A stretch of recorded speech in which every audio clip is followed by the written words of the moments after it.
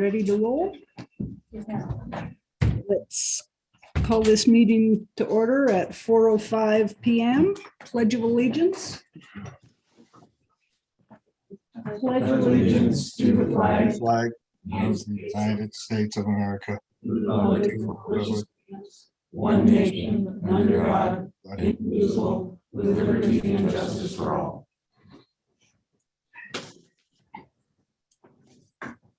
Roll call. Director Pettit? Here. Director Story? Here. Director Pearson? Here. Director Sarno? Here. Okay. Do we have any additions or deletions to the agenda? I do believe we'll be deleting one of the presentations this evening, the 2021 year-end call volume presentation. Okay, We'll bring back some detailed call volume information in March. okay. And I'll have a little bit of update on the chief's report, but we had kind of just for Rachel, Yeah. if she wanted to make that presentation, and she's not available with her other job, so we'll just pick it up from there. Okay, that's fine. Does anyone have any conflicts of interest with anything on the agenda this evening? I do not. No. I have none. Thank you. I have none. Do we have correspondence? I believe we do. We do. We have two pieces of correspondence in the packet.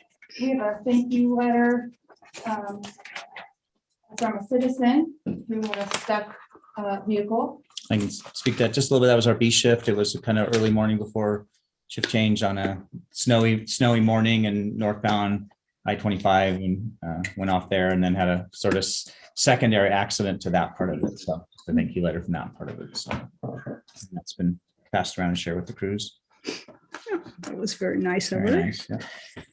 And then the second piece of correspondence is a letter from our interim fire chief to Sparge, thanking them for allowing us to use their facility for our event and not charging us. And I think that's very nice on our part as well. Yeah, that was nice. And then the only other one that's not really in the packet, and that's going to circulate from Sue, which we did prepare some other, Another grant. you'll get it in the grants, that part of it, the letter part? Yep. Okay, Yeah, got it, thank I you. saw I knew that it was in in the- there, but I just didn't know if you Yeah. had the letter. Thank you. Okay. for it. Yeah. Okay.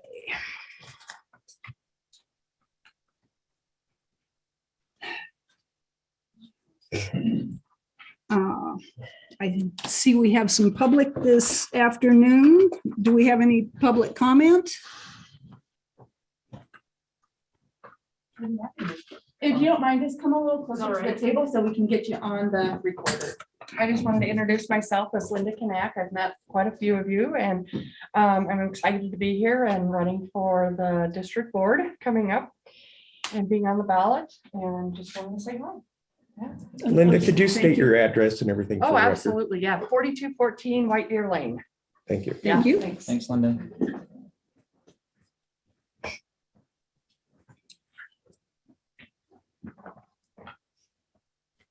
Okay. Consent agenda.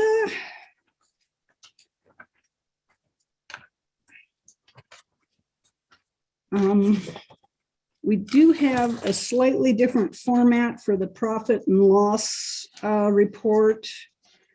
And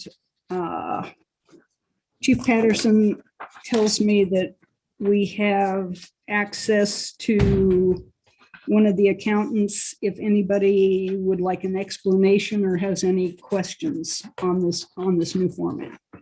That's correct. I've got Sarah Simonton from James Mason is on the Zoom with us. So if it's something you'd like to do, then we can handle it that way. So, Good afternoon, board members. I'll spin it around so they can see you turning around the other way. So and I can pin it so we can make it bigger if you want to do that.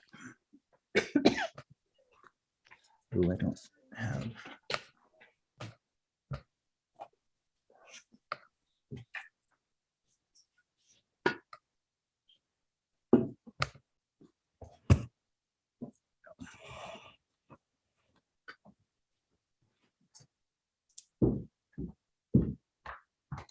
so would anybody like to pull any of those items for discussion or maybe just get a quick overview? Quick overview. I'd be happy to walk through that if we want to do that now. That'd be great. Perfect. So pull it, so Okay, pull it, yeah. and then, yeah, Okay. So that will be the financials. Does anybody have any, which would be the three final bullet points on that, Right. if you want to look at it that way. anybody have any questions on the meeting minutes from last meeting? Okay. Then do I have a motion to approve the meeting minutes? I move we approve the meeting minutes from last month's meeting. Second, okay, all in favor? Aye. Aye, Aye. thank you. Motion carries. Okay. Then chief's report.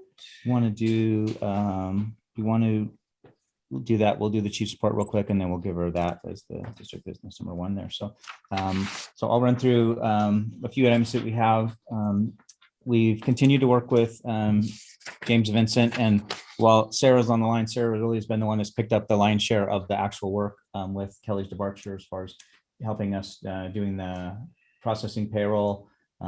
We closed out the rest of 2021 in the sense of doing the W-2s, helping coordinate with Sage to get the 1095s all processed to make sure all those are done.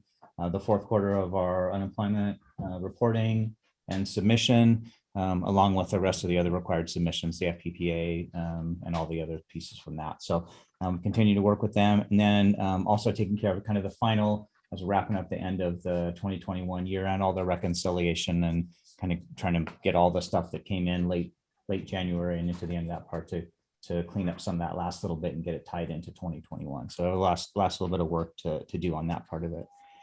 In addition, Ben and Gabe, who were here last month, have continued to kind of finish some of the last little bit of work on that with them. Just ask for some other additional information on some of the other audits, some additional financials related to salaries, total comp, and all that type of thing to kind of finish putting together the work that they've been doing for us on that. So we anticipate having something coming forward in the next week or two to do that. We get a chance to review the last little part of it, and hopefully when we get to talk about the work session, that we'll have something more formal to talk about in the work session and something more to present to see that final work product from there. We've just kind of continued just working across, meeting with staff as much as we can, talking about core service deliveries. We've had a couple departures and looking at recruitment type thing and just looking at that whole piece of that to be able to kind of fill the needs that we have over there. So as we shared in the point of the presentation, based off some questions last month, we're kind of looking at the end of year run summary as we're doing a little bit deeper dive into the way that we're collecting them, just to validate the fact that we are reporting the calls that are the overlapping calls, and we're not looking at things that might be where 17's here and catches that call early because they're available versus 16 in quarters, just to validate some of that as we look there. So in the next month or two, we'll be able to kind of do a little bit deeper dive into that, make sure that we're tying that and sharing that appropriately. So just a couple of the other things to kind of wrap out the end of the year. I did complete the FPPA audit for the retirees and the having the two categories we have to do on an annual basis. It has to happen in January of each year. So we finished all of that, and then updated what we have on file, make sure that was all accurate. And then at the next pension meeting, we'll bring that forward from there. So more of a report on that piece of that. So that's done. Like I said, we have put together recruitment for firefighters, qualified firefighters, that runs through about the 22nd. We're looking to establish an eligibility list. We went through all the candidates that we have before. We actually have only one candidate left on the old list that's even a viable candidate. So we're looking to get that part rolling to at least get that to be able to establish an eligibility list and work through from there.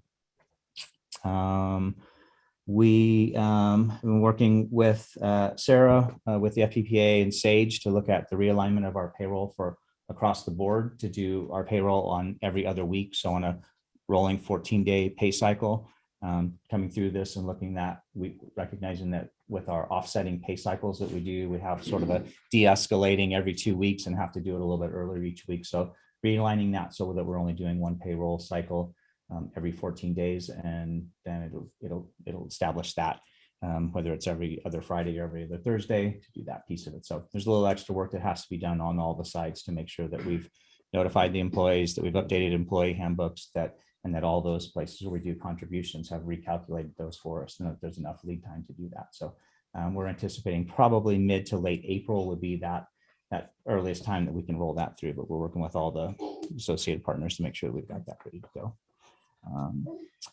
And then the last piece is we talked about in the previous meeting, and Sarah's got basically everything set up for us, and is to transition from the paper checks that we're doing into bill.com so that we can actually do our accounts payable, accounts receivable, and accounts payable more in electronic format from there. And what that means going forward is it means a lot more streamlined ability for us to take our bills, the bill.com and QuickBooks both work together so that we can upload those. All the invoices stay attached to that for a permanent electronic record. It allows some more the division of responsibility so that those bills that get aligned in, once I review them, then they go out electronically to be approved or signing. So it's not actually signing paper checks.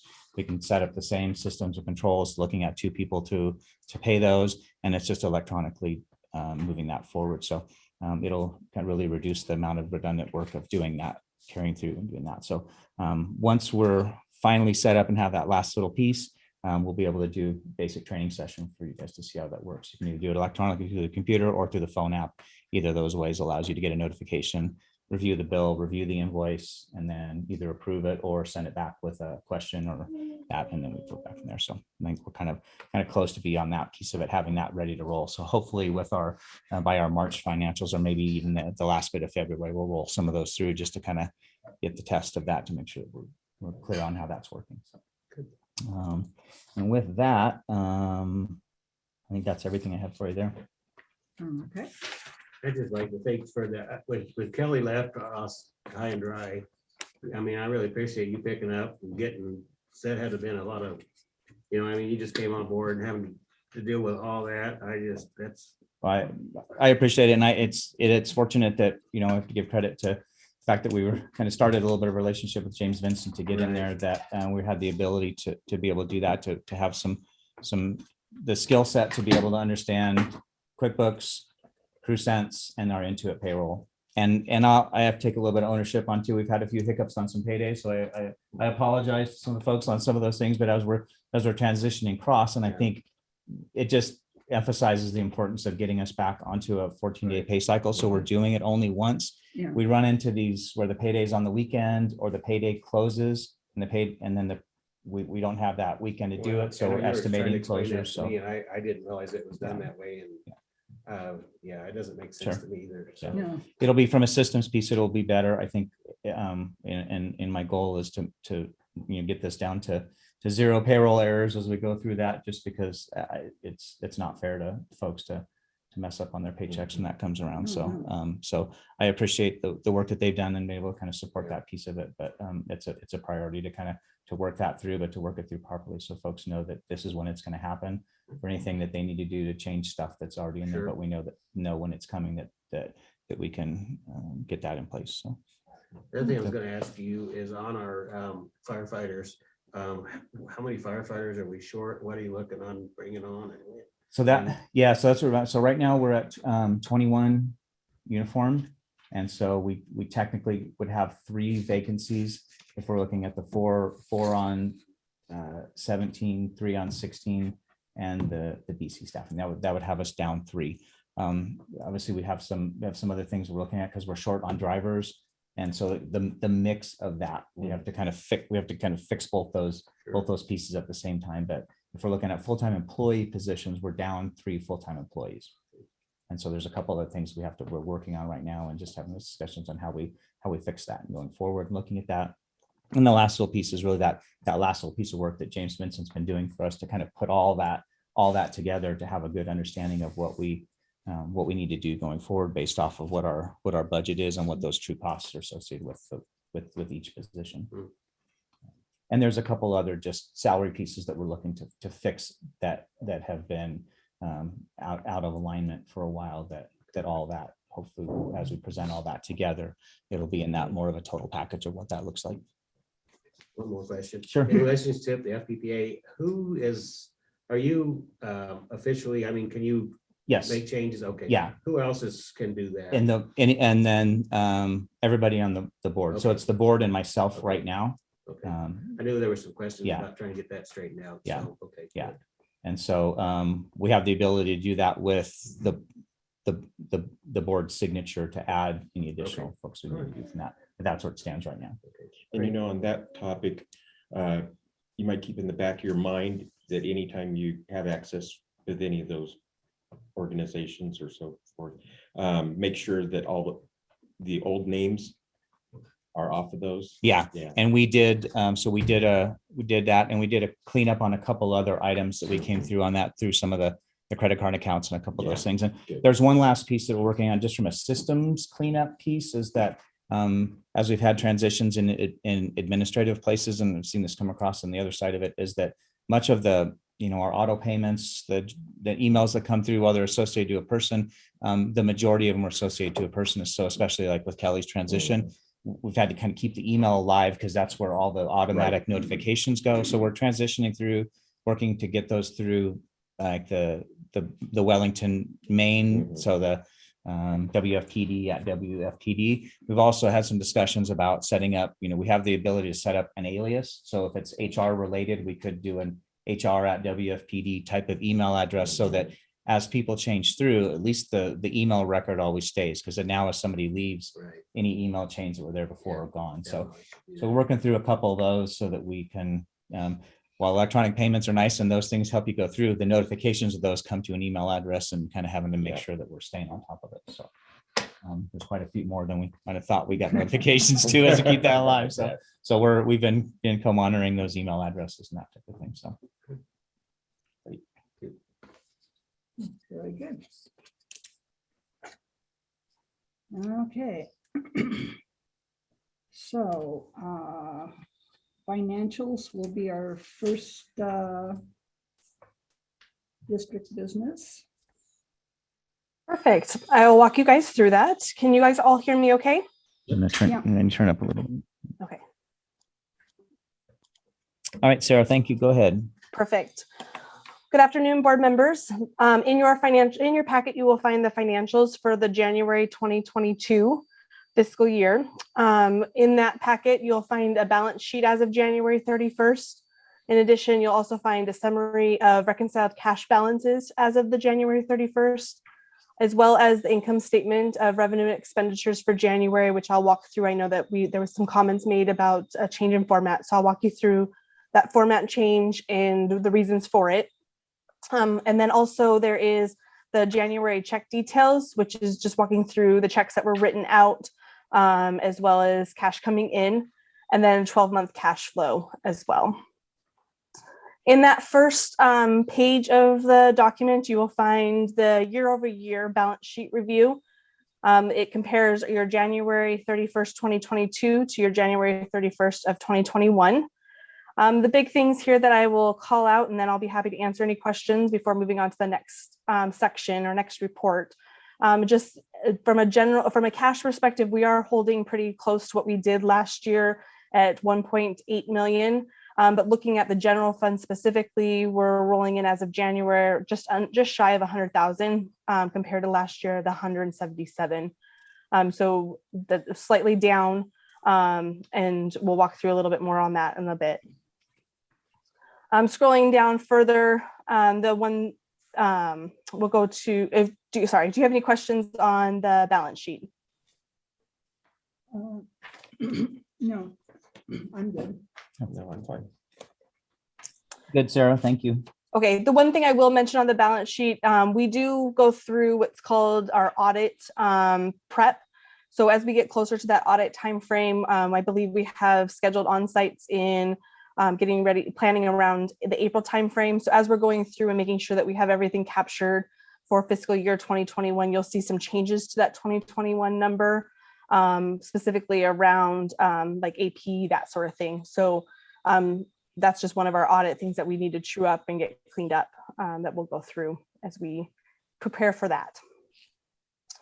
The next page is the summary of reconciled cash balances, and this just walks through the cash for each of the bank accounts that we have for Wellington. And it walks through what the beginning balance was, how many checks cleared, and what the dollar amounts were, the deposits that came in, and then any outstanding items that have not yet cleared the bank. And that should tie out to the balance sheet cash accounts that you see on their balance sheet, page 1.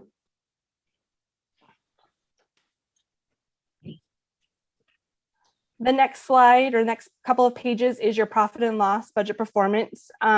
This looks at, and for the first month of the year, it's kind of redundant because your first 3 columns are also the same as your 4th through 5th column.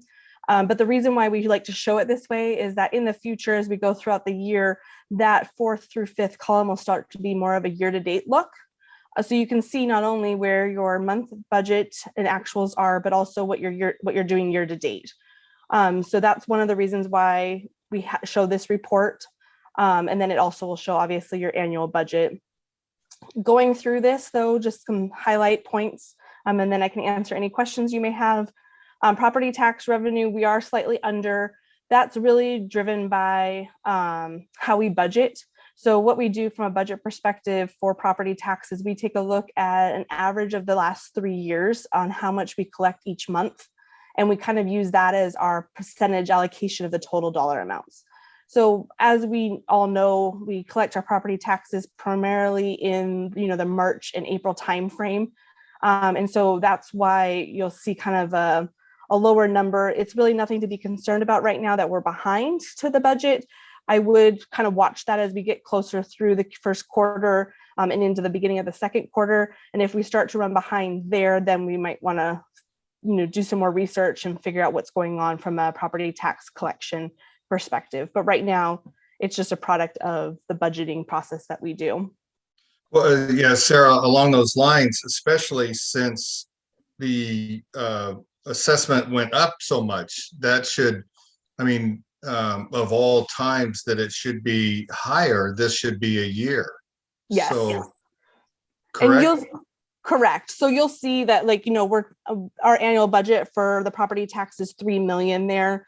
And so we've got it. And if you we'll scroll down to the bottom last slide in just a minute, you'll kind of see how we've planned that out from a historical trend.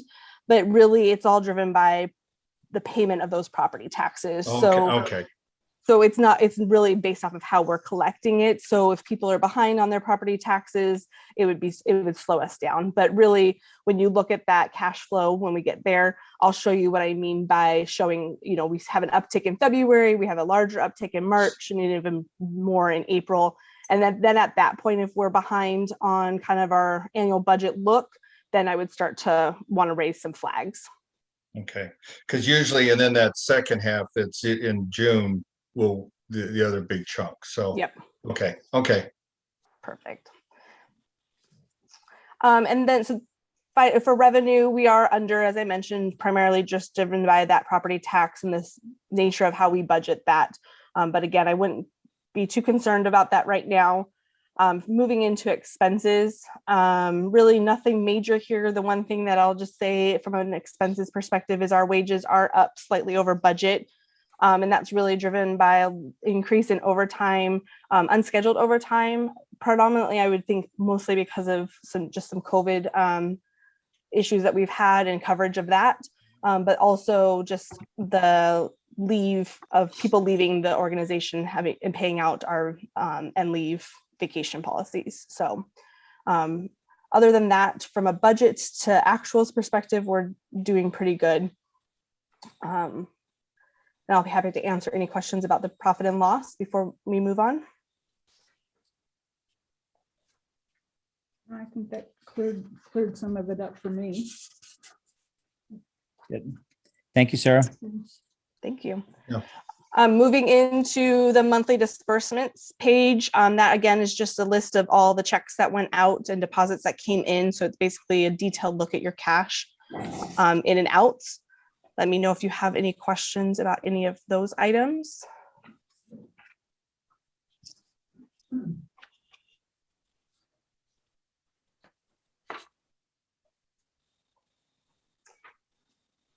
And I apologize, my screen just froze and I need to see if I can get.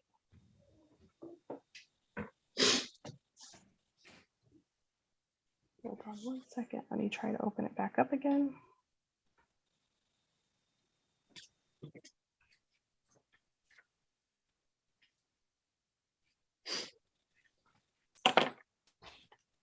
Apologize for the technical difficulties. Give me 1 minute. It froze on the. Usually our internet that freezes over here, so Oh you're good. my God. Goodness gracious. Board packet. Let's try it one more time. Let me get it open. Okay, I think we're in business now. And then obviously the last page, as I mentioned, this is the 12-month cash flow. Again, this is really just taking a look at where we're at today and then using those budgeted figures for the February and out months to figure out what we look like for each month.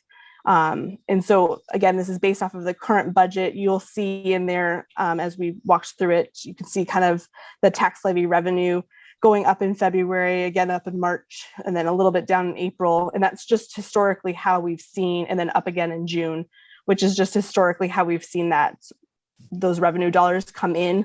It doesn't necessarily mean that it'll happen this year, that exact same, split. But as we go through the year, kind of looking at that March, April timeframe, if we start to fall behind, that would be when I would start to raise some flags about where we're at.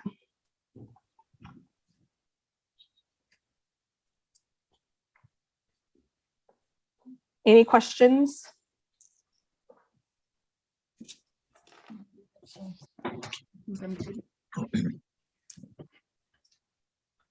David, you okay? Good. Very good. I'm good. Thank you. Okay. Thank you, Sarah. Very good. Thank you, Sarah. Very Thank good. you.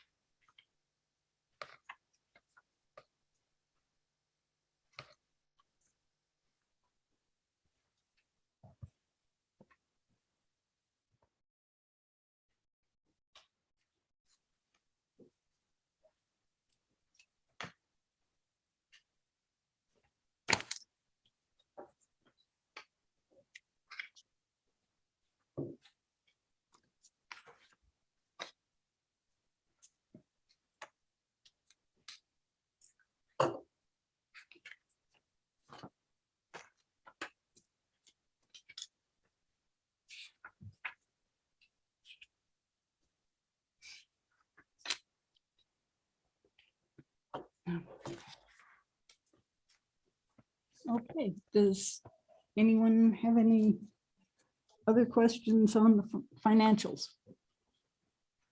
I motion we approve the financials as presented. Second, A second. thank you. All in favor? Aye. Aye. Motion carries. Thanks for your time, Sarah. Appreciate it. Thank you. Okay. Item number 2 is election update.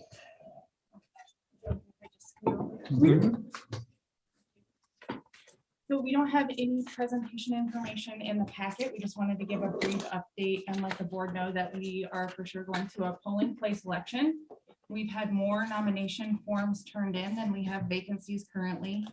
We have 5 currently confirmed self-nomination forms. We hosted our first election event just last week, and we received a lot of really good feedback. A lot of people appreciated the additional transparency for the election and an opportunity to meet the board of directors and some of our candidates. We planned a couple of events during the duration of our election this year. Our next event will be here at Station 16. We're going to do a ballot name drawing. So we'll put all of the names in a fire helmet, shake them around, and then draw them out, and that will be our ballot placement. And that also provides an opportunity for the candidates to come in and participate, see the station, maybe meet some of the firefighters. And we would also like to invite the board of directors to attend as well. You're not required to, of course, but we'll post it as a work session just in case. What was the date of that? The ballot drawing is going to be on May 2nd at 5:30 p.m. Oh, okay, yeah. March. Thank you. Yeah, so the day before, yeah. And then you'll There's a also lot of notice dates that and on Yeah. the very last page of the packet, we have all of our events and important dates and deadlines and things. I threw a little box on there that has some of our key events for the election on there as well. Good.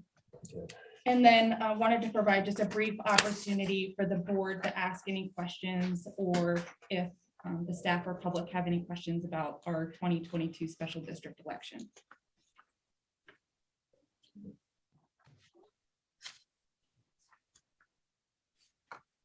I have no questions. Does anybody else have any questions?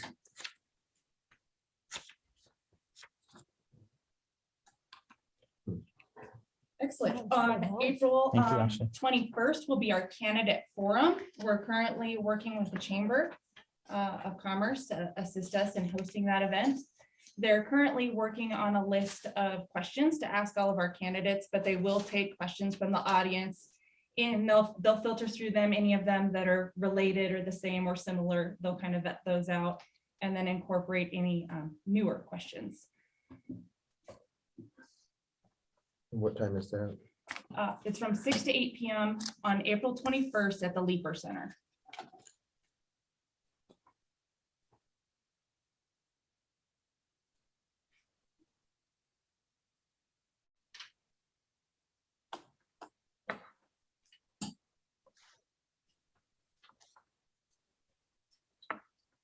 That's all I have on that part, Bree. Okay, thank you very much. Next item is grant updates. I'll just stay here. There you go. I was gonna Yep. say, I think it's you Way too again. far. In your packet on page 19, I provided an overview of all of the COVID-related grant money that we've received since 2020. In December of 2021, we received the DOLA. So any organization that de-obligated the initial round of funding, we de-obligated $2.37 from that first round.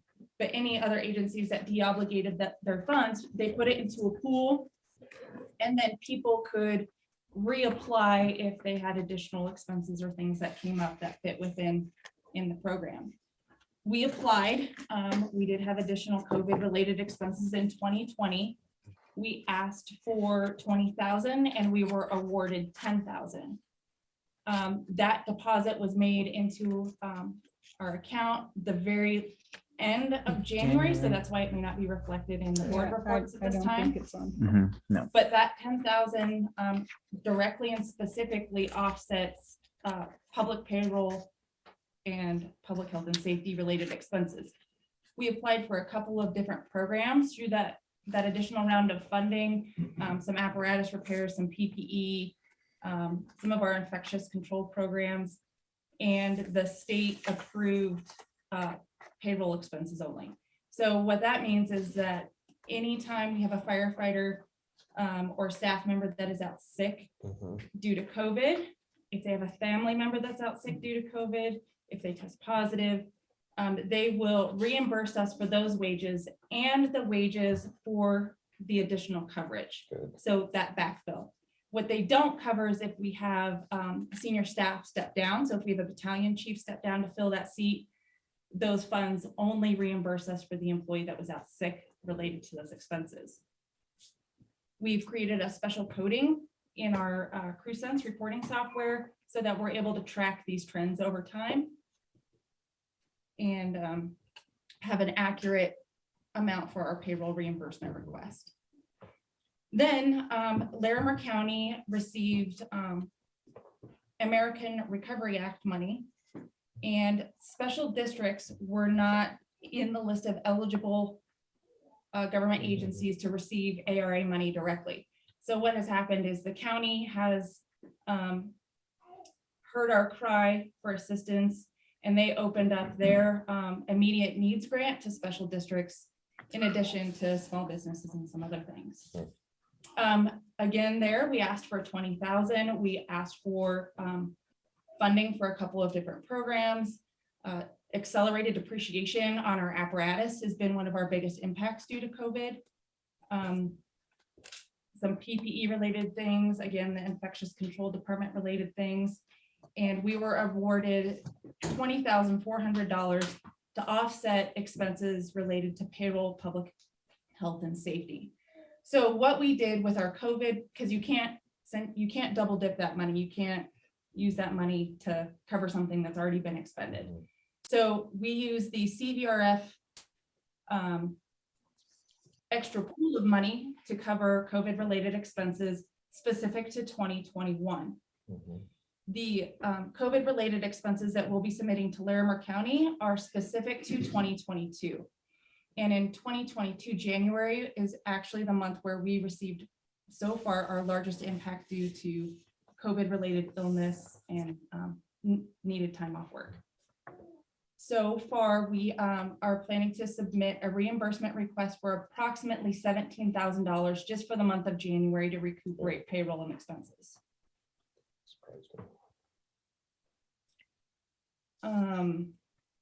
The reporting for these grants extends out 2 years.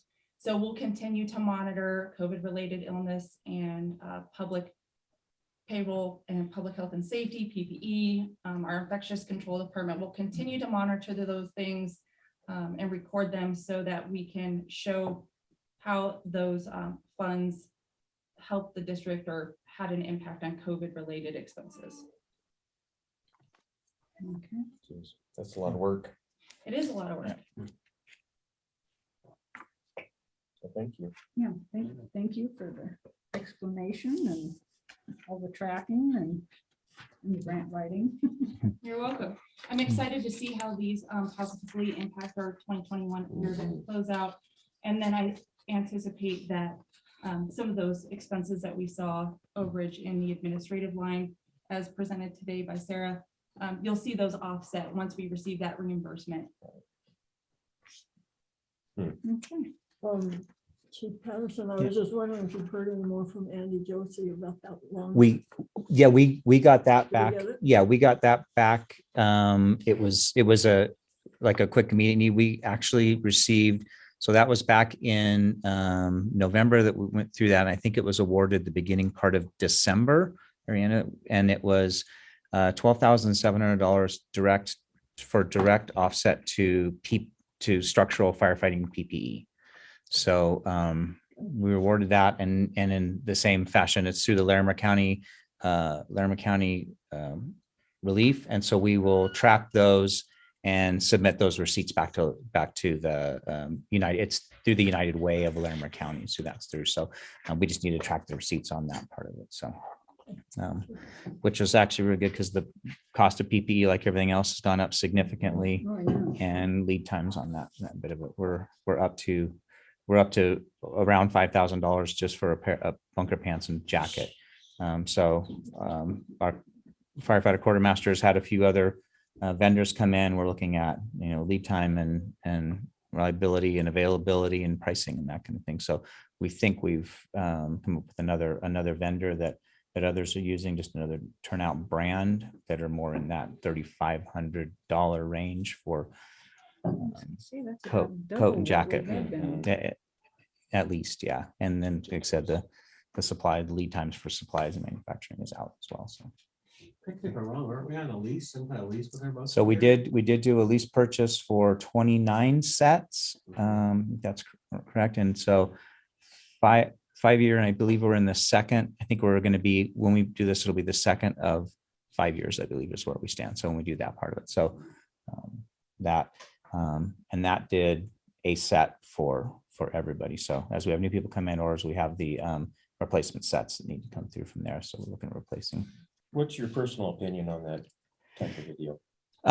So I think that the other vendor that we're looking at, I think it's going to be a good option for us. I mean, the pricing is just, it is what it is. It's, it's almost commodity pricing because there's little selection available, if you will, in that. And then just the other thought is any other opportunities that we have for, even if it's like the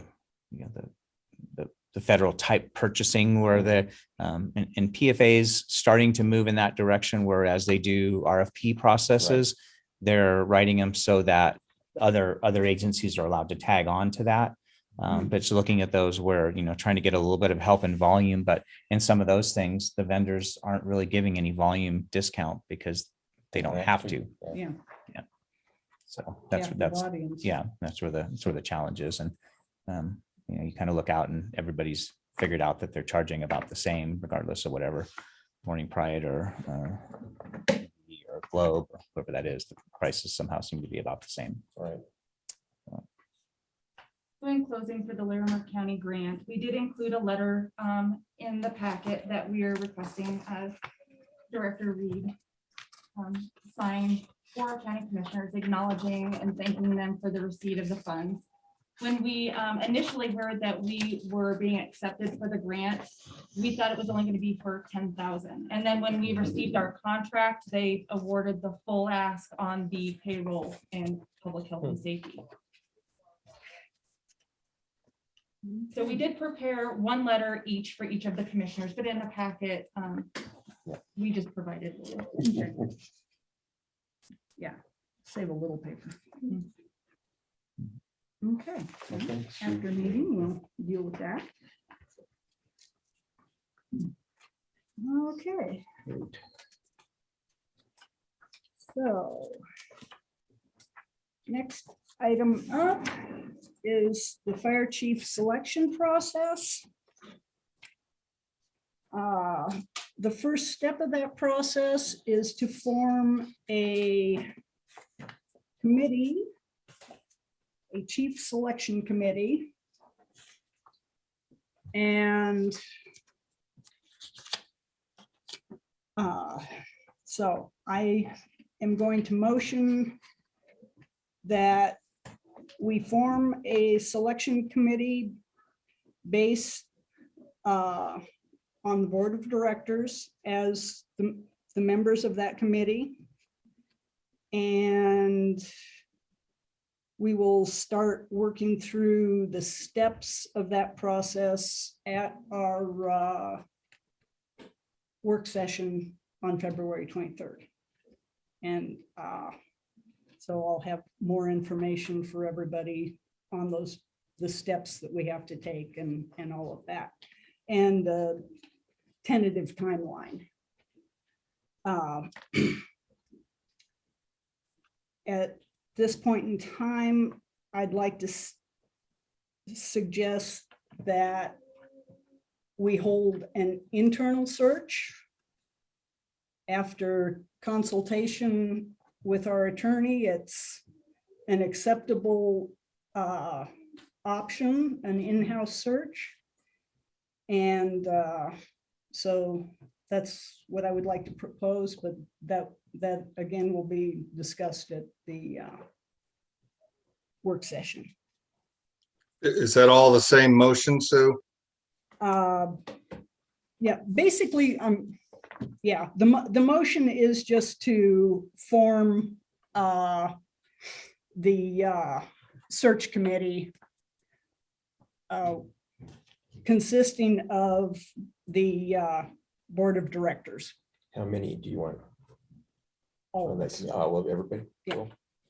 So if I had a second for that Oh, motion, okay. All in favor? Aye. Aye. Motion carries. And so to the firefighters, I have to issue a little bit of an apology because I said that we would like your input, and at that time, I thought that that would mean including firefighters on the selection committee. But with an in-house search, I realized that that could be very awkward if we have internal candidates and having you review somebody who would potentially be the new chief. So when we come to the interview portion of the candidate, the final candidates, then I think like we did for the interim chief, we can have participation at that point. So I apologize for being a little ahead of myself on that. So I hope you understand.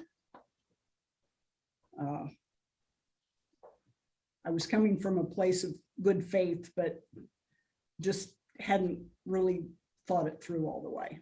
So, but you will certainly have opportunity to provide input. And again, Sue, I think you were saying this is all based on advice from John Camille, our counsel. Yes. Thank you. Okay. So does anybody have any questions on that at this point? Okay. So we will begin. So any further on that will be tabled till the work session. Correct. Okay, so next item is the work session agenda.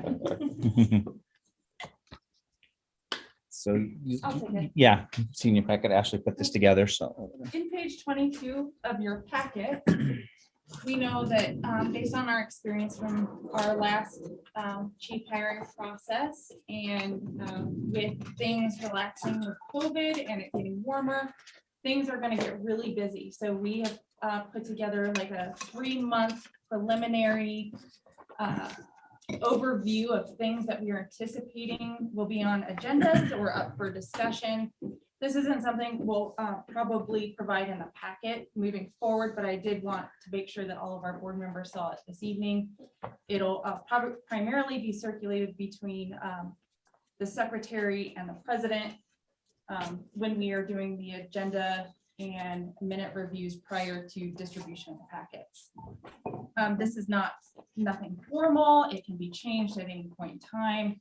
These are mostly just things penciled in so that we don't forget something, or we can kind of look ahead and plan our time and our agenda so we don't end up with a 6-hour board meeting. Right.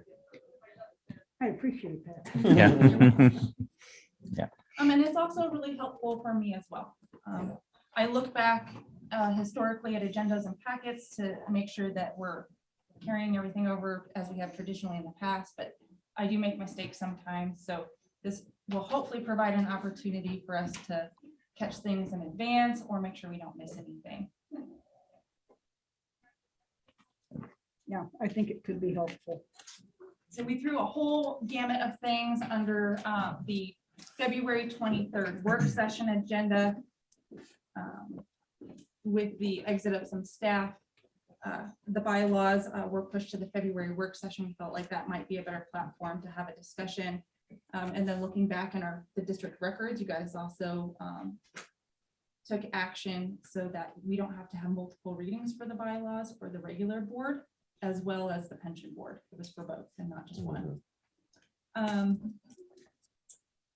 The 2021 budget update or a more comprehensive discussion with JVG on our 2021 year end and 2022 budget and talking strategy about how we want to readdress that moving through the year. And then that ties in with the fund balance policy. So that memorializes how the board wants the district to handle additional revenues and expenditures. And we can go over that again in depth at the work session. Along with that, we have the opportunity to revisit the pension mill dedication, the chief selection process more in depth. Circle back on some of the operational policies, the employee handbook, and looking at the pay periods and specifics like that. And then additionally, revisiting and chatting about our state match for the volunteer firefighter pension fund. We do not have to discuss all of those at the work session. Yeah. We can Yeah. move those It's gonna on be to a a long future session. meeting. But we did want to, just kind of get a visual up there so you guys can have a Some things discussion that are about that. definitely. We have not we've only set the date for the work session. We have not set a time or location. So we will need to make motion on this agenda item to formalize the location and time of that meeting.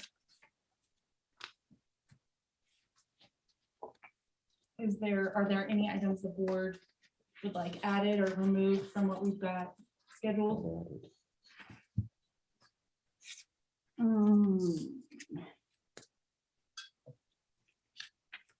I think potentially, yeah, I lost my page.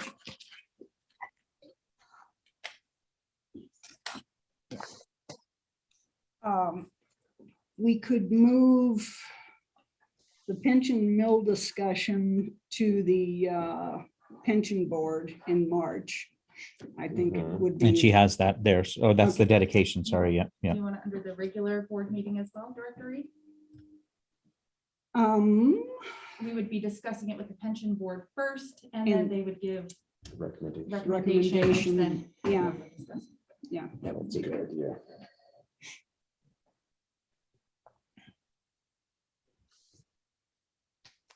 That's a lot. Yeah, it is. We can certainly split it up as well.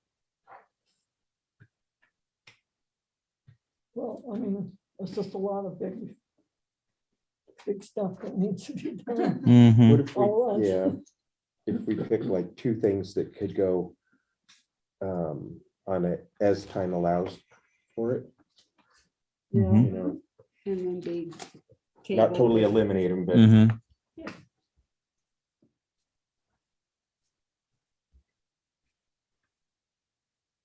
So the, So do we need to decide that now or?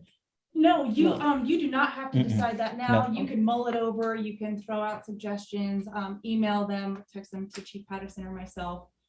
We have a 24-hour window to mhm. make any changes to the agenda for posting to meet our posting requirements. We try not to do that, of course. But if a last minute thing does come up, as long as we repost our agenda 24 hours prior to the meeting, we'll be fine. well, I know operational policy and employee handbook. It's something that we need to do and everything, but it's also something that can just go off the rails and Could be, yeah, get huge Exactly. time. I agree. Isn't that right, Steve? Yep, I hear you. Just to refresh my memory, where are we on that? I know we were back and Well, forth and around. Sure. Well, there's at, I believe it was the November board meeting that the version that's out there was approved. Okay. And so there was some work for staff to do on looking on some policies, additional policies that would address one of the concerns about the leave balances and any accruals of those and how we're using them, how we're carrying them forward. So based off of that, there's some language that we've looked into on that from the handbook, but, and some policies that would match up against that. So the current version is approved, that we would be looking at, and this could be just really basic discussion and just sharing what it looks like, but one of the key elements of changing our pay periods is it is memorialized in our employee handbook and some other locations. So to do that, we would need to propose language for that, and then that language would be approved based off of this future deadline that we're looking to do on that. Can you send me a copy of that, Sure. the latest one? Because I have so many copies, I'm not sure Yeah. which we're using, so Mhm. and then we could review that. I'll recirculate that to the board. of Thank you. directors, the last approved version. Yeah, thank you. Thank you. And what, on that same note, we might check with like Mountain States and see if they're recommending any policy changes due to COVID, since it's obviously gonna be here a while.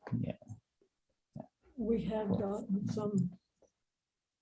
Haven't we Have gotten we? some language From We did a From very Employers comprehensive Council, overview yeah. of the employee handbook in January of Mhm. 2021. So there could be some new legislation or Yeah. best practices Yeah. that they Mhm. may advise Yeah. that came about at the end of this last Mhm. I year. mean, at that time, we thought it was gonna come and go, and So we can certainly ask and see if they Mhm. have any suggestions or recommendations.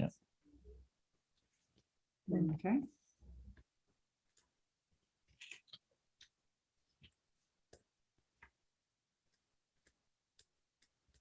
so that leaves us with it.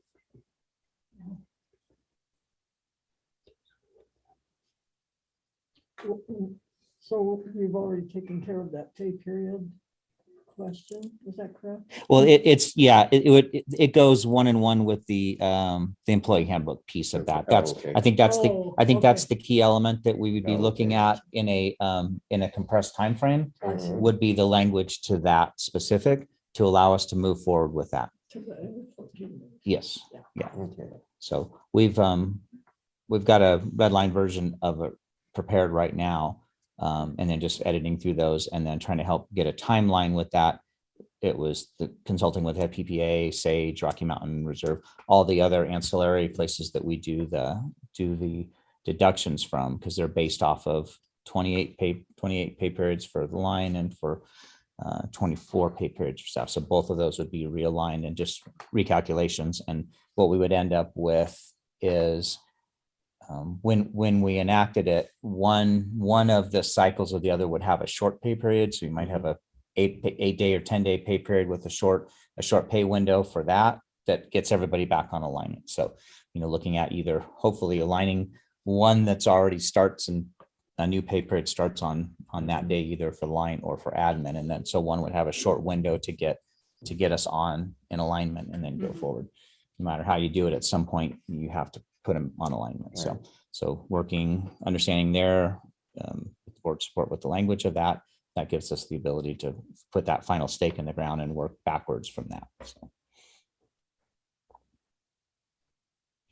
Okay, so this last item, state match, is that a pension? Yes. Yeah. Okay, so that could be moved to March as well. Yeah. And then March begins to look ugly. There's always April. Yeah.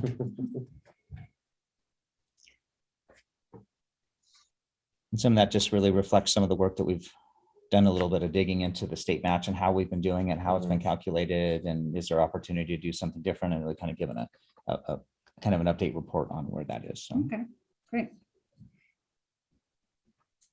You'll see a new report in your pension packet in March.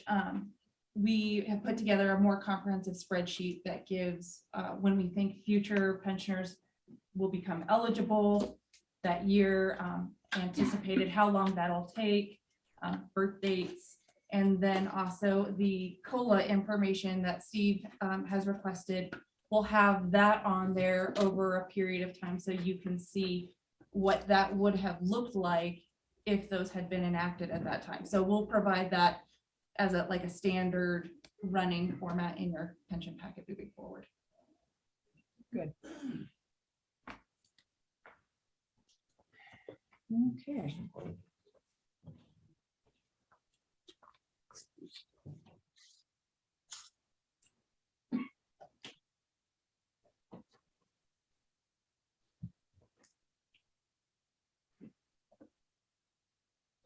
So as it stands, we'd be looking at about a 4-hour work session.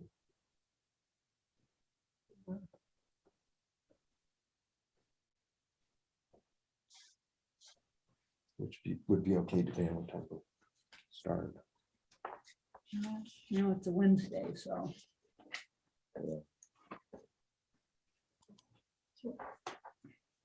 I think right now we have it at 4. Yeah. But we don't know a place. Is that correct? Well, it's, so looking at time and place to be, so it's just tentative right now. It's not actually calendar. So that's what we were looking for from the board would be time, start time and place. Well, I suggest we hold it here. And time is kind of dependent on our working board members. And I've got a dentist appointment that afternoon, so I'll be getting up early anyway, so. So you could go at 4? Yeah, I think my appointment's at 2. Pretty sure. It wouldn't be any later than that. 4 o'clock for me Okay, 4 o'clock. and here. yeah. Steve, does 4 on the February 23rd work well for you?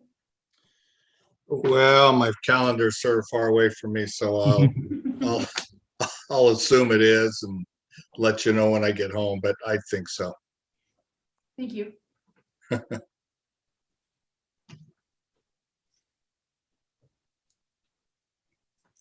Need in the form of a motion, Ashley? Yes, sir. Okay, so I motion that February 23rd, we hold a work session at this location beginning at 4 PM in the afternoon. I'll second it. Thank you. All in favor? Okay. Aye. Aye, motion carries. Thank you.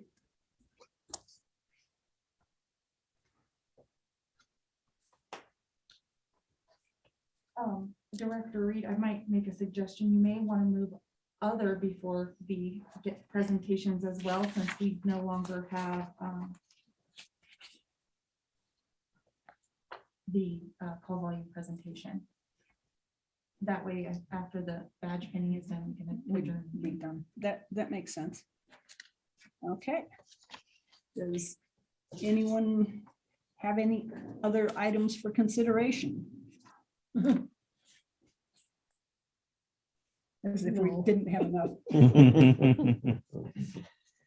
Steve, do you have anything else to bring up? Nope, I'm good. Okay, then I think other is cleared and we can do our pinning ceremony. Fantastic. Good. If it's